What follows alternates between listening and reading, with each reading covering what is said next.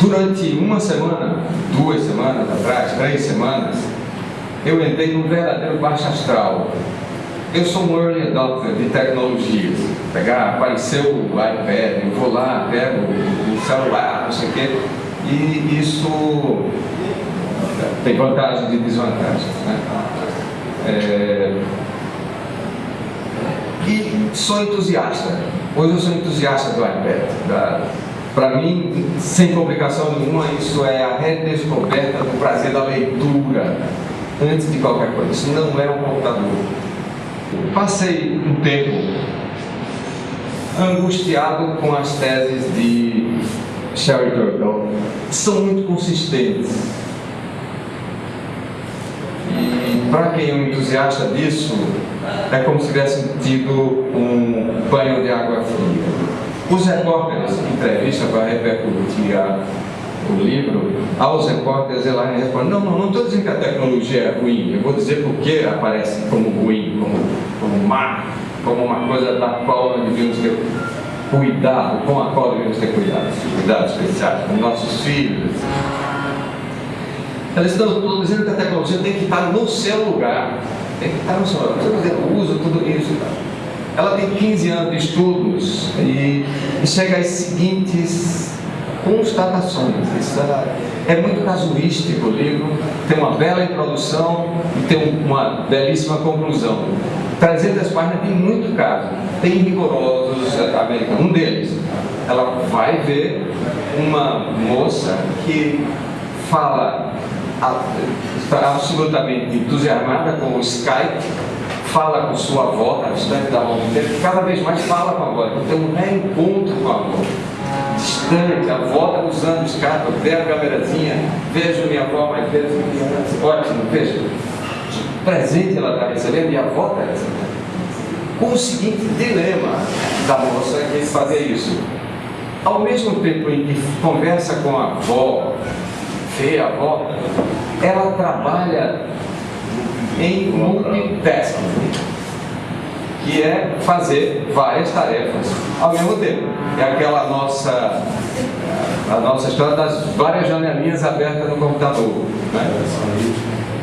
Geração Y, como lembra João, que é imersa nisso, são várias janelas, uma delas pequenininha está para os pais. Quando você chega interrompendo alguma coisa, ele fala: pai, não enche o saco, a janelinha está aberta, talvez já tem alguma coisa no ouvido, está pendurado, não está ouvindo, literalmente não está ouvindo, e tem ainda essa síndrome de falta de atenção, que é o multitasking.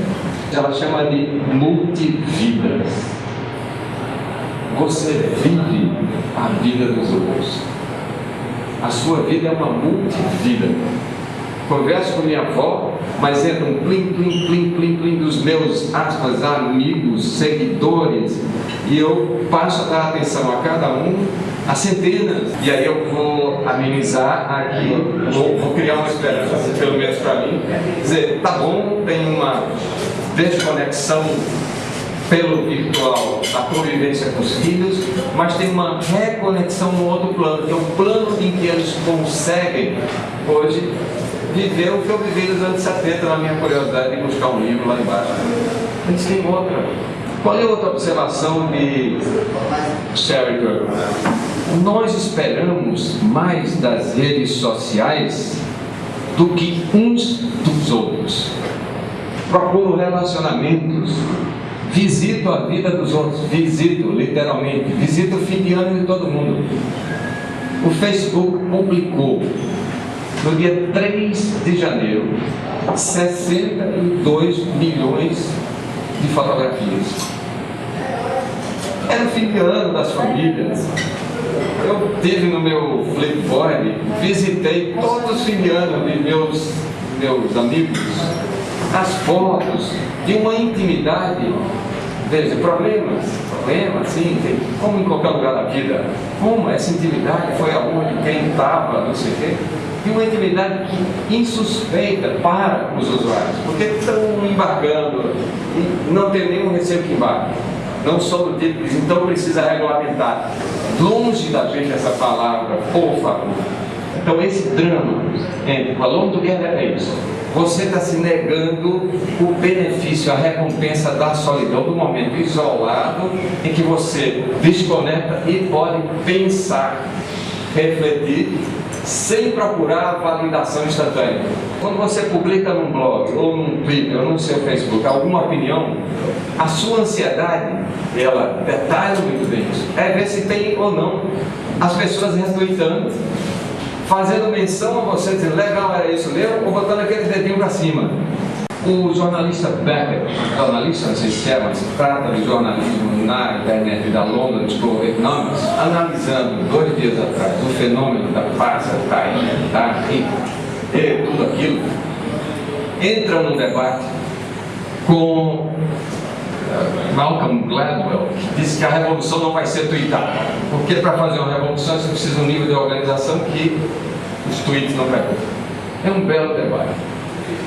Ele levou uma cacetada, literalmente, como o fenômeno da Tunísia e do Egito, e resistiu. E vocês olharem, a evolução até tem a sequência, vou trabalhar sobre isso ainda, a evolução das fotografias da praça, elas vão evoluindo, a evolução, a praça vai evoluindo de algo desconexo a um hub físico de networks.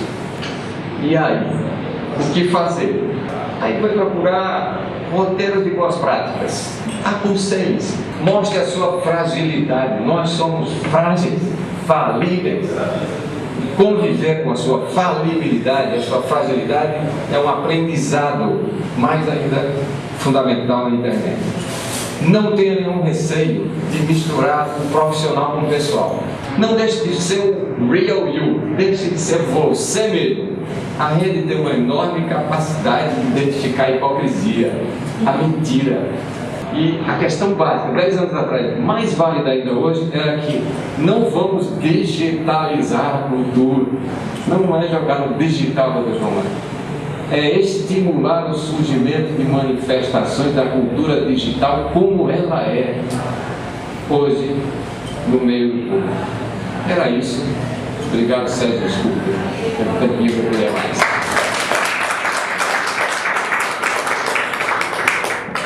Uma parte do que o Cláudio fala realmente é entusiasta, né?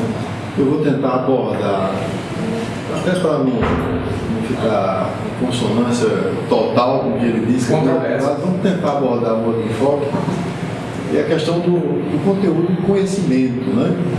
Ou seja, a minha visão é um pouco cética em relação a esse impacto da revolução digital. Ou seja, a revolução digital, a primeira pergunta que eu faço é a revolução para quem? Quem é o ganhador dessa revolução? Né? Então veja, Humberto Eco ele falou no discurso dele que é impossível teorizar sobre o impacto da internet na vida das pessoas, porque a cada 6 meses surge algo novo, algo que é transformador, e a velocidade dessa transformação é absurda, né? O Twitter tem o quê? 1 ano e meio, né? Mais ou menos 3 anos. Mas o questionamento que eu faço é o seguinte: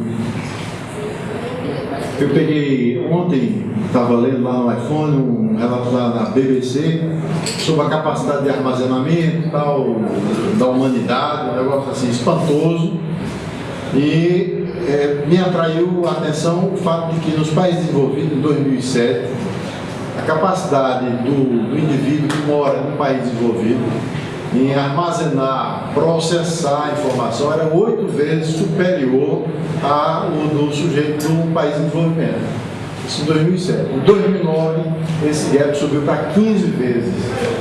Ou seja, isso acende um alarme, assim, apesar do otimismo, do entusiasmo que eu vejo que o Cal transmite, em certo aspecto eu acompanho, mas eu vejo que há um gap aí e vai se aprofundar terrivelmente. Ou seja, e o gap não é só o tecnológico, é o gap da questão do conhecimento. Ou seja, a gente tem 120 mil lan houses hoje no país. A classe D está acessando a internet. A minha questão, eles estão usando isso para um processo libertário, político, emancipador dele, da situação social e econômica que eles vivem? Duvido. Por quê? Porque falta a ele o acesso ao conhecimento. Mas até que ponto isso tem um papel de reestruturar ou dissolver essas contradições que fundam a civilização, que fundam a produção, que fundam as relações sociais. Não vamos alterar a essência do ser humano nas suas relações se o enfoque não for dado na mesma importância, na mesma dimensão, na questão do conhecimento. É uma elite que está se beneficiando disso, né? A minha pergunta é: como essa revolução digital pode mexer na estrutura do sujeito humano, nas suas relações sociais e no seu, vamos dizer, compartilhamento e na sua participação de renda, de conhecimento, enfim, de estudar a emancipação do sujeito humano.